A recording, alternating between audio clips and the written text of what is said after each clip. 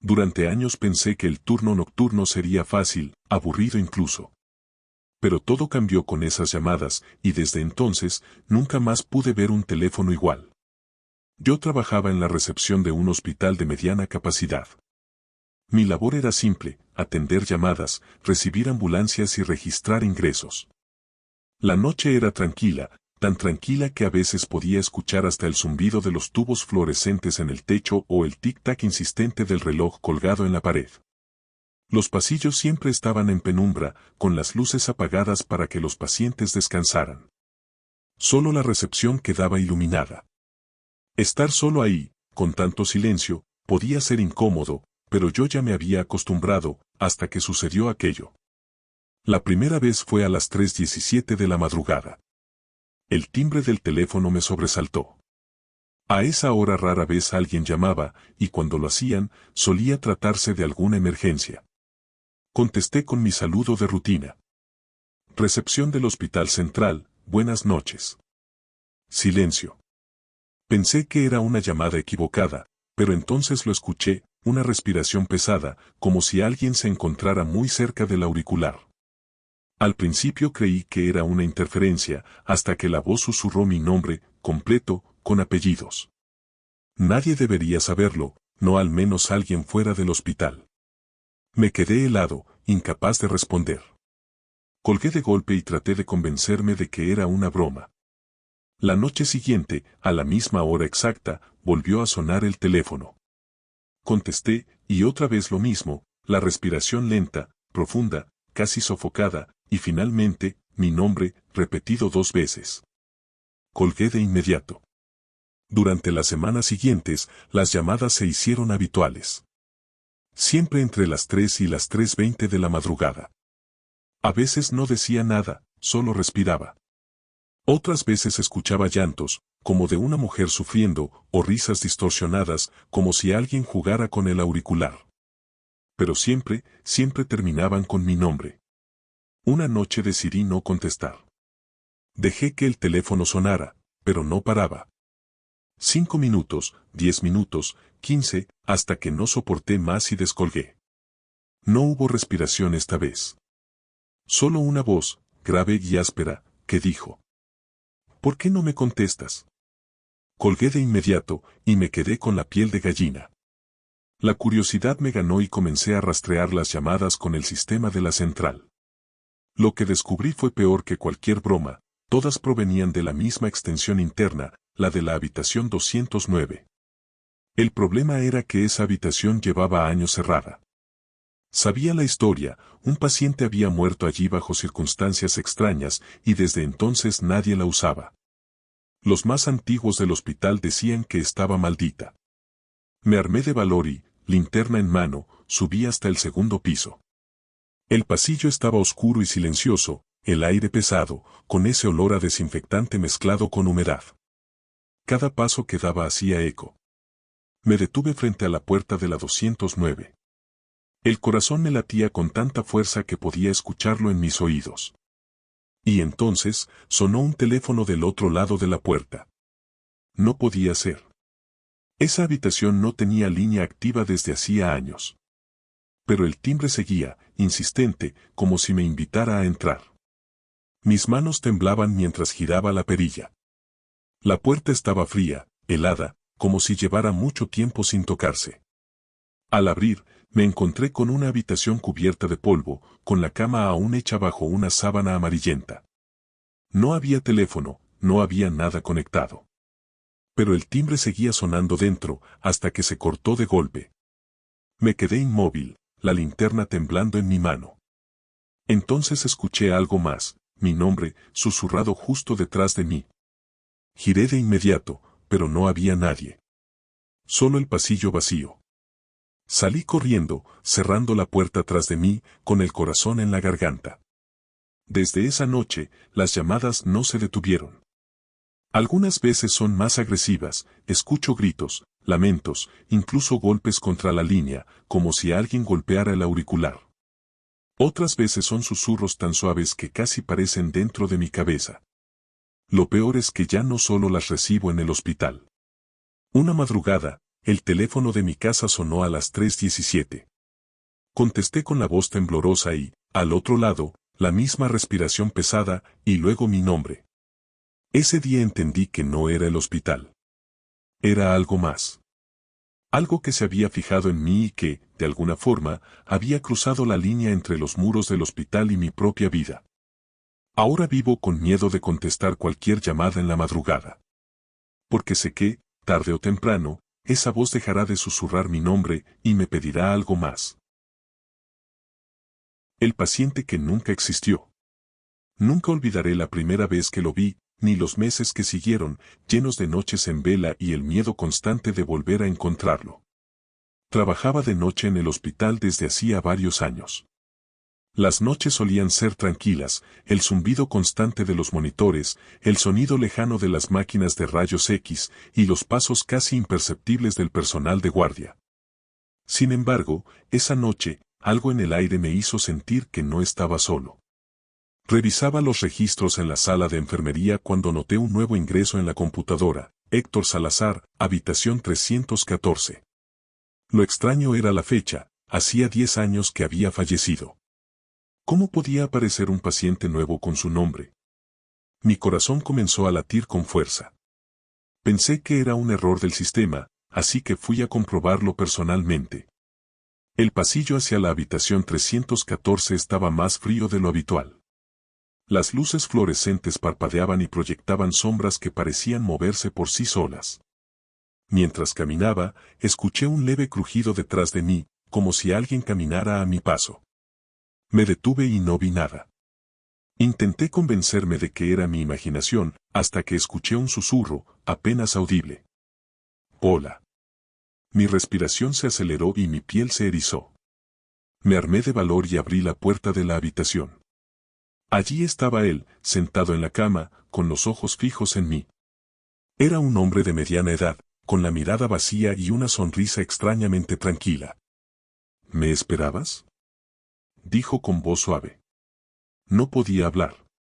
Mi garganta estaba seca, y un escalofrío recorrió mi columna.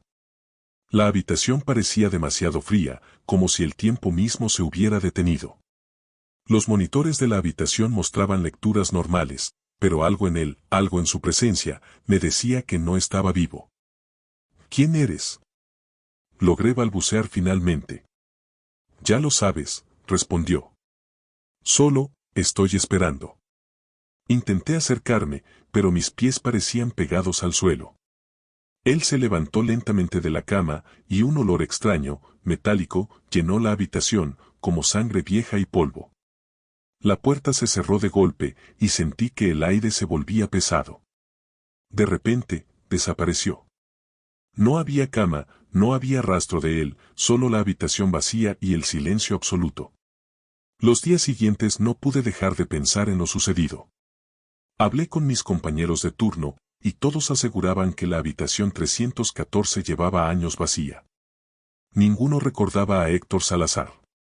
Sin embargo, cada noche, cuando revisaba los registros, parecía que algo o alguien actualizaba la información: movimientos de pacientes inexistentes, notas de enfermería que desaparecían al instante y, lo peor de todo, la sensación constante de ser observado.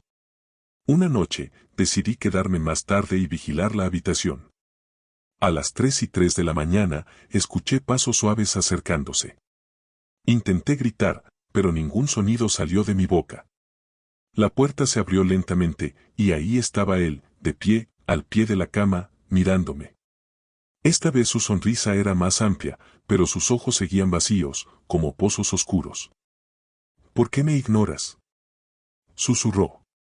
Retrocedí lentamente, pero el pasillo parecía alargarse más allá de lo normal, y sentí un frío que me atravesaba como cuchillos. Cada vez que respiraba, un aire helado golpeaba mi rostro, cargado con un olor a hospital antiguo y desinfectante rancio. Los monitores comenzaron a emitir pitidos extraños, como si intentaran advertirme. Intenté salir corriendo, pero mis pies no respondían. Lo único que podía hacer era mirar cómo él avanzaba lentamente hacia mí. Cuando finalmente reuní algo de valor y giré la cabeza, la habitación estaba vacía de nuevo. Solo había silencio y el sonido lejano de los monitores zumbando. Desde esa noche, he aprendido a ignorar su presencia, pero no siempre funciona. A veces, en la oscuridad del hospital, escucho pasos detrás de mí, risas apagadas o un susurro con mi nombre. Sé que está ahí, esperando. Y aunque nunca me ha hecho daño, hay algo en su mirada que me dice que no debería estar vivo. No sé si es un fantasma, un recuerdo atrapado o algo que el hospital mismo no quiere revelar. Solo sé que cada vez que paso por el pasillo 314, siento sus ojos sobre mí, y sé que él me recuerda, y que siempre me estará esperando. El fantasma del quirófano. Nunca imaginé que algo pudiera aterrarme más que perder a un paciente en plena cirugía, hasta aquella noche. Era una operación de urgencia. Una mujer había llegado con un accidente grave y el quirófano se llenó de inmediato, cirujanos, anestesista, enfermeras y yo, que estaba en prácticas. La tensión era normal en estos casos, pero había algo extraño en el ambiente. El aire se sentía más pesado de lo habitual, y por alguna razón, las luces parecían más tenues, como si la sala estuviera mal iluminada. La cirugía comenzó bien. Los médicos trabajaban con precisión mientras yo sostenía instrumentos y vigilaba los monitores. Todo parecía normal, hasta que, de pronto, el bisturí que uno de los cirujanos estaba utilizando se cayó al suelo sin que nadie lo tocara. Nadie dijo nada. Uno de los enfermeros lo recogió y seguimos trabajando, pero no pude evitar notar cómo todos parecían inquietos. Minutos después, otro instrumento cayó, y esta vez juraría que lo vi moverse solo, como si algo lo hubiera empujado de la bandeja. Intenté concentrarme, pero entonces las luces del quirófano parpadearon violentamente. El anestesista murmuró algo nervioso, y el cirujano jefe gritó: «Que alguien revise la corriente». El quirófano quedó en silencio, y lo escuchamos, un susurro bajo, apenas audible, pero que claramente provenía de dentro de la sala. Parecía repetir las mismas palabras una y otra vez. No entendíamos qué decía, hasta que poco a poco las frases se hicieron más claras. «No la dejen ir, no la dejen ir». Todos nos miramos, pálidos, intentando disimular el miedo. En ese instante, la paciente en la mesa comenzó a convulsionar, aunque los monitores mostraban signos vitales estables. El cirujano gritó instrucciones, y todos corrimos a sujetarla. Fue entonces cuando lo vi, una sombra alargada se deslizó por la pared, como si alguien invisible caminara alrededor de la camilla. El frío en la sala se volvió insoportable. Mis manos temblaban tanto que apenas podía sujetar los instrumentos. El anestesista dijo en voz baja: «Aquí hay alguien más». De repente, todos los monitores se apagaron a la vez, dejando la sala en un silencio sepulcral. La única luz que quedaba era la del foco sobre la paciente, pero incluso esa comenzó a parpadear. En la penumbra, juraría que vi un rostro inclinado sobre la mujer, un rostro pálido, sin ojos, observándola. La luz se estabilizó, y ya no había nada allí. La paciente, inexplicablemente, se calmó y su pulso volvió a la normalidad. Nadie entendía lo que había pasado. Seguimos con la cirugía, en silencio absoluto. Nadie se atrevía a comentar lo ocurrido, como si hablarlo fuera a traer de vuelta lo que habíamos visto. Cuando todo terminó, la paciente sobrevivió. Pero mientras la trasladábamos fuera del quirófano, volvió a abrir los ojos apenas un segundo y susurró: «Él estaba aquí, no me dejó irme». Nos quedamos helados. Nadie respondió. Hasta el día de hoy, los que estuvimos presentes esa noche seguimos evitando hablar del tema. Pero hay algo que todos sabemos sin decirlo: en ese quirófano no estábamos solos. Y aunque salvamos a la paciente, todos sentimos que la verdadera batalla no fue contra la muerte, sino contra lo que estaba empeñado en quedarse allí con nosotros. El ascensor que no se detiene. Nunca pensé que un turno rutinario pudiera convertirse en algo que me dejara marcada para siempre. Trabajaba de noche en el hospital como enfermera. Esa noche era tranquila, demasiado tranquila, y la mayor parte del tiempo me dedicaba a revisar a los pacientes y asegurarme de que todo estuviera en orden. Tenía que bajar al sótano a buscar suministros, así que tomé el ascensor como cualquier otra vez. Pulsé el botón del piso -1 y cerré la puerta detrás de mí. Al principio, todo era normal. El zumbido del motor era familiar, el sonido del ascensor bajando era el mismo que escuchaba todas las noches.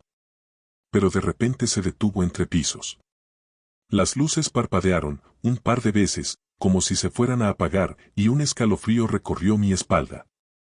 Pulsé el botón del sótano varias veces, sin resultado.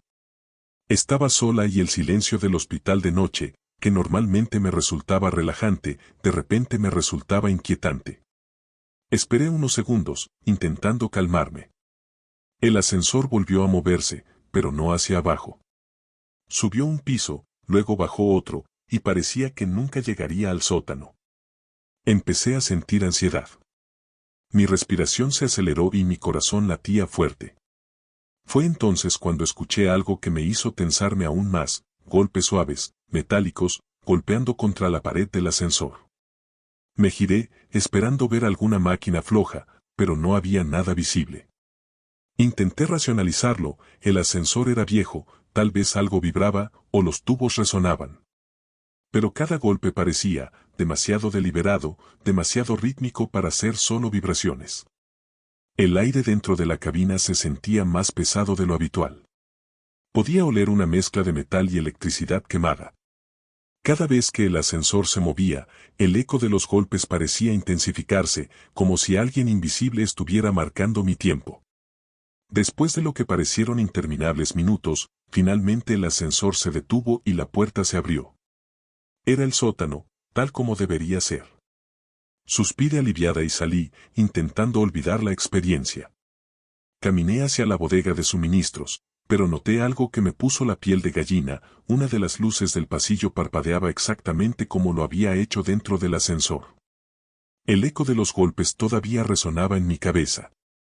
Decidí contárselo a una compañera al día siguiente, pero cuando le expliqué lo ocurrido, solo se rió nerviosa y dijo: «Seguro fue solo un fallo del ascensor o tu imaginación». Pero desde esa noche, cada vez que uso un ascensor en el hospital, especialmente de noche, siento que no estoy sola, que el ascensor tiene su propio ritmo, y que, de alguna forma, está evaluando cada uno de mis movimientos. Hubo noches en las que llegué a esperar un ascensor para no tener que subir sola por las escaleras, solo para darme cuenta de que la cabina se había detenido en un piso aleatorio, sin que nadie la llamara. A veces escucho ruidos leves, golpes, vibraciones que no deberían estar ahí, y aunque nadie más parece notarlo, yo sí lo hago. Ahora, incluso fuera del hospital, los ascensores me ponen nerviosa. La experiencia me enseñó que no siempre necesitamos fantasmas visibles para sentir terror. A veces, la mente humana y los pequeños errores mecánicos pueden ser más aterradores que cualquier aparición. La enfermera que desapareció. Nunca olvidaré cómo me cuidó, y cómo, de un día para otro, desapareció como si nunca hubiera existido. Estuve hospitalizado hace unos años después de un accidente de tránsito. Tenía varias fracturas y pasaba la mayor parte del tiempo inmovilizado en cama. Aquellos pasillos blancos, las luces frías y el olor constante a desinfectante me hacían sentir atrapado en un lugar donde el tiempo no avanzaba. La primera noche fue terrible. Apenas podía dormir, escuchaba el constante pitido de los monitores, los pasos lejanos de los doctores, y el sonido metálico de camillas arrastrándose por los corredores. Estaba aterrado, no solo por el dolor, sino por la sensación de estar completamente solo. Fue entonces cuando apareció ella. Una enfermera joven, de cabello recogido y ojos cansados pero amables. Entró en mi habitación en silencio, revisó mis vendajes y ajustó el suero. No habló demasiado, pero su sola presencia me tranquilizó. Antes de salir, me dijo con voz suave: «Intenta descansar. Yo estaré cerca». Esa simple frase me dio una paz que no había sentido desde el accidente. La segunda noche volvió. Esta vez se quedó un poco más. Me preguntó cómo me sentía, me acomodó las almohadas y, mientras cambiaba los vendajes, me contó que en los turnos de noche a veces el hospital parecía un lugar diferente, casi como si tuviera vida propia. Hablaba en voz baja, como si temiera que alguien la escuchara. «En este lugar pasan cosas raras», dijo con media sonrisa. Pero no tienes que preocuparte, yo me quedo contigo. La tercera noche, esperé con ansiedad que llegara. A medianoche, como siempre, entró en silencio. Esta vez me habló más. Me contó que trabajar de noche podía ser solitario, que muchos pacientes se sentían desamparados, y que a veces bastaba con escuchar para que alguien pudiera descansar. Su voz era tan calmada que terminé quedándome dormido mientras hablaba. Pero la cuarta noche, no vino. Me quedé despierto hasta tarde, esperando ver su silueta en la puerta, escuchar el sonido de sus pasos. Nada. El pasillo estaba en silencio, y cada sombra parecía más oscura de lo habitual. Cuando entró otra enfermera a revisar mi suero, le pregunté por ella. La describí, joven, cabello recogido, ojos cansados pero amables. La enfermera me miró confundida y dijo: «Aquí no trabaja nadie así». Me quedé en silencio. Pensé que tal vez no la conocían, que sería nueva o que cubriría solo turnos especiales. Pero en los días siguientes seguí preguntando, y todos me respondían lo mismo: nadie con esa descripción trabajaba en el hospital. Lo más inquietante fue cuando insistí con un enfermero más mayor. Él no se rió ni me miró raro. Solo se quedó en silencio, como si supiera algo que prefería no decirme. «Quizá fue un sueño», dijo al fin, pero su tono sonaba más a excusa que a certeza. Los últimos días de mi internación se hicieron eternos. Pasaba las noches despierto, mirando hacia la puerta, esperando verla entrar. Juraría que, en más de una ocasión, escuché pasos detenidos frente a mi habitación, pero cuando miraba no había nadie. Incluso una madrugada, sentí como alguien me acomodaba la sábana y me susurraba: «Duerme». Al despertar, no había nadie allí. Finalmente, cuando me dieron el alta, decidí preguntarle al jefe de enfermería. Le conté todo lo que había vivido, y por primera vez alguien no intentó reírse ni darme una explicación simple. Me escuchó en silencio, y al terminar, suspiró. «La enfermera que describes», hizo una pausa larga, como si dudara en continuar. «Ella trabajó aquí, hace más de 15 años. Siempre en turnos de noche. Era conocida por quedarse horas con los pacientes, sobre todo con los que tenían más miedo o dolor. Murió en un accidente de coche, una madrugada, cuando venía a cubrir un turno que nunca pudo hacer». Me quedé helado. Nunca supe si me dijo la verdad, o si solo intentaba darme alguna explicación para calmarme. Lo único que sé es que recuerdo su rostro, su voz, sus manos frías acomodando mis vendajes. Recuerdo perfectamente cómo me cuidó, noche tras noche. Desde entonces, cada vez que paso cerca de ese hospital, siento la necesidad de mirar hacia las ventanas de los pisos superiores. Y a veces creo ver una figura femenina de pie, observando en silencio, como si aún siguiera cumpliendo su turno eterno. Nunca sabré si fue real o una ilusión provocada por el dolor y la medicación. Pero algo dentro de mí me dice que, en esas noches, alguien que ya no pertenecía a este mundo decidió quedarse conmigo.